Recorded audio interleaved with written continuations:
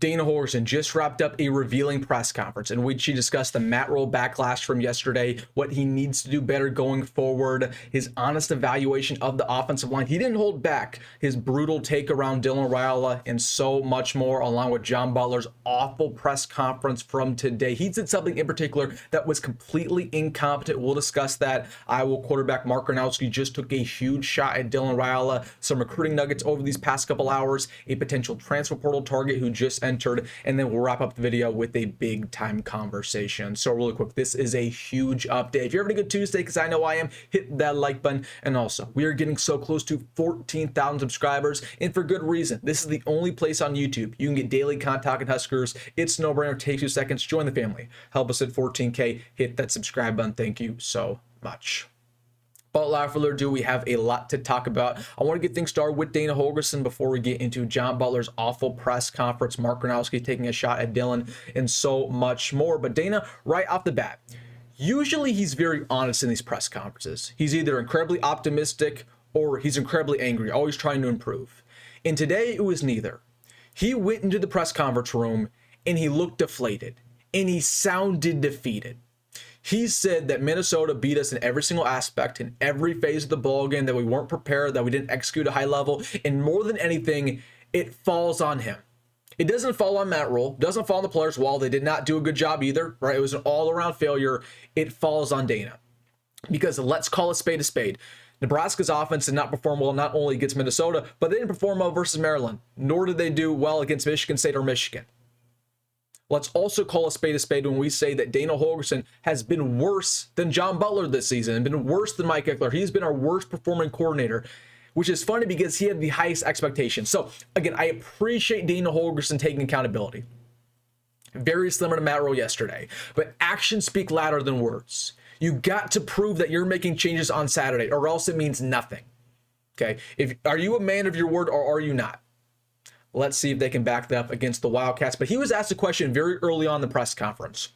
He was asked, of course, about the Matt Rhule statement from yesterday, in which Matt Rhule kind of threw some coaches under the bus. He said that he was trying to prepare the coaching staff for the game versus Minnesota, saying it was going to be physical, saying it was going to be tough and tight, and there were multiple members of the coaching staff who didn't take his word, didn't respect his word, said, why are you crowning Minnesota? It's going to be easy ball game. We're going to go in there and roll. And Dana was asked whether or not he was one of those coaches who had that opinion. And Dana moved around the question. He didn't really answer it. He dodged it completely. That says a lot.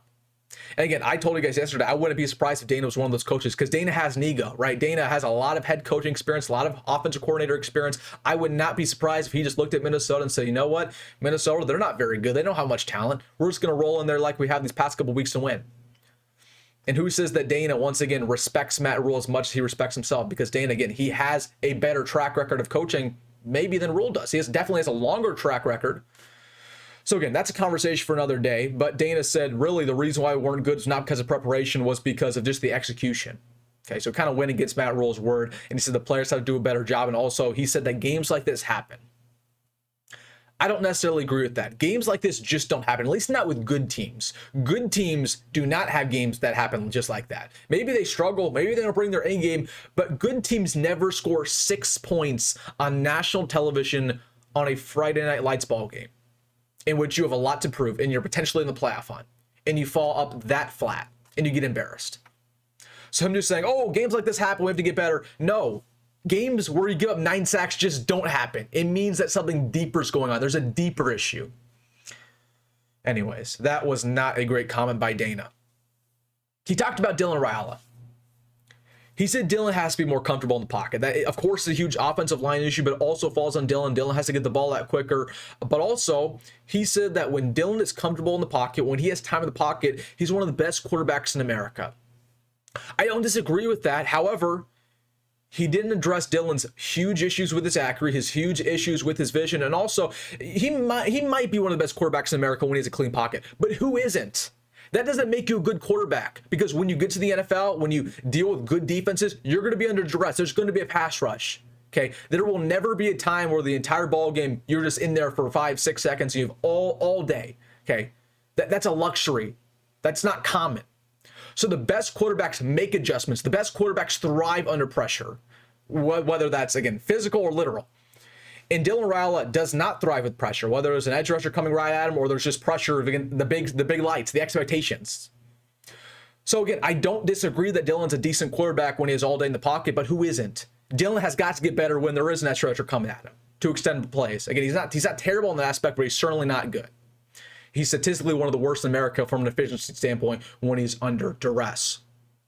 He said that he has to establish the running game to make Dylan Raiola thrive, which, again, is very similar to what he said over these past couple weeks. Yes, we have to establish a running game. It's not shocking. Right now, Emmett Johnson leads the Big Ten in rushing yards per game. So why not ride Emmett? Again, actions speak louder than words. He said these past couple weeks that, again, we need to go back to the running game. He's going to completely lock in on the running game, that we're going to be consistent with the running game. Where's that been? So again, that's cool you saying that, but let's see it against Northwestern. And then again, Dana Holgorsen wrapped it up saying, you know what, we're going to bounce back versus Northwestern. We have urgency in this team right now. And you know what? We understand the standard's the standard. What happened was not acceptable. We're treating Northwestern like the biggest game on our schedule, and we're not going to come out flat. And he also said the offensive line was terrible, and he had some conversations. Again, he didn't really talk about the offensive line at length because there's just not much he can do. It's not his call. It's Matt Rhule's call. And we all know what needs to happen there. We'll discuss that in tomorrow's video. As for John Butler also had just an awful press conference. I'd say Dana's wasn't awful because Dana was honest. At least we think he was honest. But John Butler, man, a very similar mindset. He was mellow. You can tell that Matt Rhule is kind of ripping into him over these past couple of days. He said that Matt Rhule is correct when he made the statement that John Butler called the game way too conservatively. He wasn't aggressive enough. But really, when I listen to John Butler, I don't know about you guys, but I get the impression he does not know what he's talking about ever. Okay, it's night and day listening to Tony White last year, who Tony White was obviously very deliberate. It was kind of like Dane in ways. He was very honest. Again, he was very specific about things, Tony White was. John Butler just speaks in generalizations. And again, Tony White's not a perfect coordinator. He's not doing very well at Florida State. But again, going from Tony White to John Butler, it's unbelievable. John Butler sounds like Marcus Satterfield up there. Okay, he never addresses any real problems. He never talks about the defensive line. He never talks about specifics, what we need to do. He just says, oh, yeah, clearly the D-line isn't better. We're going to try to work to fix this. Okay, be specific. I could say that. You're the defensive coordinator for crying out loud. You're going to pay $1 million. Be specific. Okay, there was something he said I thought was incredibly incompetent. He said he didn't even know Vincent Shavers wasn't available until the end of the ball game. Granted, Vincent Shavers only played like 5 snaps and was ruled out in the mid-first quarter. As the defensive coordinator, how did you not know that Vincent Shavers was out of the ballgame and wasn't even playing? How did you not know that? Do you think he was on the field? How does that go? How does that go by you? Did you not know he was injured? Did you not know he had surgery on his thumb on Tuesday? How did you not know these basic things? So you're telling me you thought Vincent was out there up until the fourth quarter. You didn't even know who was on the field. You weren't focused on that. You don't know the numbers of your players. You don't know who your players are. Or you just didn't know Vincent was injured at all. You thought he was 100% healthy. Which one is it? It's crazy to me how this coaching staff operates. One of your best players on defense was injured in the first quarter, and you thought he was out there, and you weren't even aware of it. Matt Rhule didn't tell you that. Nobody told you that. Rob Dvorak didn't tell you that. Again, and that not only falls on John Butler, but it falls on everybody. I mean, that's a communication issue. Again, he refused to comment on the Matt Rhule statement, that assistants didn't take the game very seriously. He was very quiet. He asked to repeat the question so he could think about it, and his body language really spoke volumes. It's clear that, again, just John Butler's just not confident in himself. He's at least not confident with himself in front of the media. Anyways, it is what it is. Only good news is they said Rex Guthrie got a black shirt, which I don't even know if that's good news. Rex Guthrie has not played well the last 2 weeks, but he's definitely better than Marcus Buford, so it is what it is. But that should be known that Guthrie has a black shirt. All right, guys, those were the press conferences from today. The players also said stuff, but the players didn't really say anything of value, per usual. The players don't really tell you anything, really. They don't go into specifics. But I want to talk about some other things that have been released over these past couple hours. I want to start things off not only with an update around recruiting, but I want to have a conversation with you about recruiting. Right off the bat, I posted this the other day on Twitter. Every Nebraska 2027 commit rose in On3's newest rankings. Torrey Pittman is a top 20 player in America. Trey Taylor is 70th in America. Still is a 4-star, but getting close to that 5-star nod. And Jabari Watkins, our brand new receiver commit, is around 200th in America. So the reason why I bring this up, and I had a recruiting update yesterday on the channel. People are so negative in the comment section. They're like, recruiting doesn't matter. If I was a recruit, why would I come to Nebraska? Do you guys even hear yourselves? Don't let are on the field results impact recruiting. I remember, I'll tell you the story right now. As you guys know, again, I talk with a lot of recruits. I talk with some parents of recruits. That's just the way it works with this channel. I cover recruiting. I'm the biggest Nebraska recruiting channel on YouTube. And I say that very humbly. I'm so grateful for all you guys and supporting the videos. But I remember having a conversation about this time last year with Michael Terry's dad. And Michael Terry's dad, who was a 5-star who ended up going to Texas, he said, I love Nebraska, but the fan base freaks out. The fan base is really negative a lot, and especially in regards to recruiting. It's okay to be negative about the team, but it's not okay to be negative about recruiting and say, why would any recruits come here? This program's fallen off the tracks. Why? Why do you have that opinion?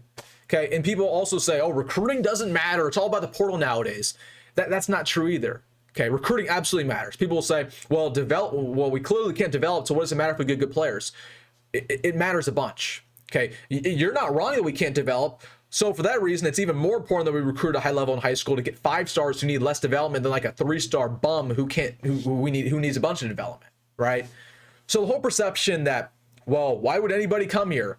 Why would anybody go to any other program? Well, there's a bunch of programs who have good recruiting rankings who are struggling. USC's 5-2, just like us. Go down the list. LSU wants their coach fired. Miami just lost. Florida State wants their coach fired. Florida just fired their coach. Clemson wants their coach fired. North Carolina wants their coach fired. Why do you think those situations are better than us? I think Nebraska fans have a terrible tendency to not know what's going on nationally. Like we act like, oh, Nebraska lost one game. We're the worst program in America. They should go to other programs. These other programs are worse than us. They just are. And recruits want to play for Nebraska for the same reason they always have. They can play right away. They have a players coach in Matt Rule. We have great NIL. We have great facilities. And we have a great culture here. And that's why I try to keep recruiting positive. So again, I'll be negative about the team because the team deserves criticism. That doesn't impact recruiting. But what impacts recruiting is people like, oh, recruiting doesn't matter. Let's just get 3 stars because Iowa gets 3 stars. Yeah, let's get 3 stars. Let's see how that works out. Screw that. Let's get walk-ons, right? Because they have heart. Again, it's clear that so many people just don't know how recruiting works. Recruiting matters. High school recruiting matters more now than ever with the portal. Okay, the portal did not diminish high school recruiting. It makes it even more important. Anyways, just wanted to share that story with you. That was a little tangent I went on. But recruiting matters. And Nebraska's heating up. Nebraska still has a lot of positive things going on in recruiting. We could still land a great 27 class. We could still land a decent 26 class. So worthy of discussion. As for some other things I want to talk about here real quick, UCF DB Jalyn Hayward just entered the portal earlier today. He's played in 13 games throughout his time with the Knights. Now, the reason why I bring this up is because while his stats aren't phenomenal, he was a former 4-star recruit, big-time recruit, a bunch of offers around America. And guess who recruited him at UCF? Our secondary coach, Addison Williams. And also, guess who's probably our best positional coach right now? Addison Williams. He's done a phenomenal job. He might be our next defensive coordinator. We forget he has defensive coordinator experience as well. So just watch out for this name. Again, Addison Williams is very familiar with him, very talented, very high upside, worthy of putting on your radar. Mark Gronowski just took a shot at Dylan Raiola, which I honestly thought was kind of accurate. He said, Mark Gronowski on Sing Minnesota's 9 sacks versus Nebraska. I thought that the quarterback, in regards to Dylan, they were playing, may have held the ball a little bit too long in some certain situations. Now, honestly, I thought Mark Gronowski may have been a little bit gracious. As you can see in the comment section, he said, he may have, a little bit too long. Like, let's just call a spade here, Mark. Dylan held on the ball way too long. Okay, he tries to make some out of nothing. He tries to be a superhero all the time, and he takes sacks because of it. He does not throw the ball away. And then when he does, he got intercepted like we saw versus Maryland. So again, I don't disagree with him. You could call it a shot. Some people on the internet are saying, we took a shot at Dylan. Mark Gronowski's a terrible quarterback. Like, you're not wrong. Mark Gronowski's not playing good football, but I will say this: Mark Gronowski's on an upward trajectory. He just torched Penn State last week. Dylan, he's on a downward trajectory. So, hey, Mark Gronowski, he's not wrong, and I thought he said it in a nice way, but people are kind of taking that quote and running with it. And last but not least, I want to have a conversation at the end of the video. I was thinking about this last night. The reason why I'm so frustrated with this program right now, I'm not on a doom and gloom boat like a bunch of people are. People who say, the season's over, we're not going to win another game, disband everything, fire everybody. I'm not on that boat. I will never be on that boat.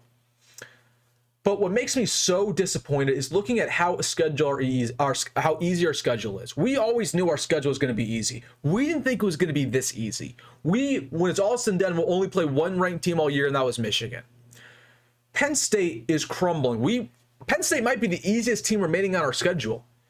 UCLA will not be ranked when we play them. Northwestern, they're better than we thought, but still, we should beat Northwestern. We should beat Northwestern. UCLA, they're getting better, but still, again, they're still 3-4. They still have a losing record. Iowa, they still have the same flaws they always have. It frustrates me so much that we lost to Minnesota because, again, in a perfect world, we would be 6-1 right now. We would still be in playoff talks. We would be, you know, in the mix for a great bowl game. We would be in the mix for all these awards. And they messed it up. They screwed it up. It's never going to get this easy ever again. It just will never get this easy ever again. Next year, it's going to get so much harder. We'll get with Oregon, Illinois, Ohio State, Indiana, Iowa. Those are 5 of our 9 conference games. It will never get this easy again. So I'm telling you right now, I've repeated this over and over again. If you cannot take advantage of the schedule, if you can't, I'm saying 10-2, but at the very minimum 9-3. If you cannot finish 9-3 at the very minimum this year, we might go 6-6 next year. Or we might even go 5-7 next year. And that's when we make some big time firings. And you know who I'm referring to in that aspect. So again, that's how hard the schedule is next year. We got to end strong, man. Because again, this schedule is too easy. But that's why I'm so frustrated. All right, guys, let me know your thoughts down below about everything. I'm sure I'm going to get a lot of comments. Let me know what you're thinking. Hey, if you made this far in the video, hit that like button and subscribe. Help us at 14K. If you haven't already, hit that subscribe button. Thank you so much. Go be great, go Met Roll, and I'll see you tomorrow.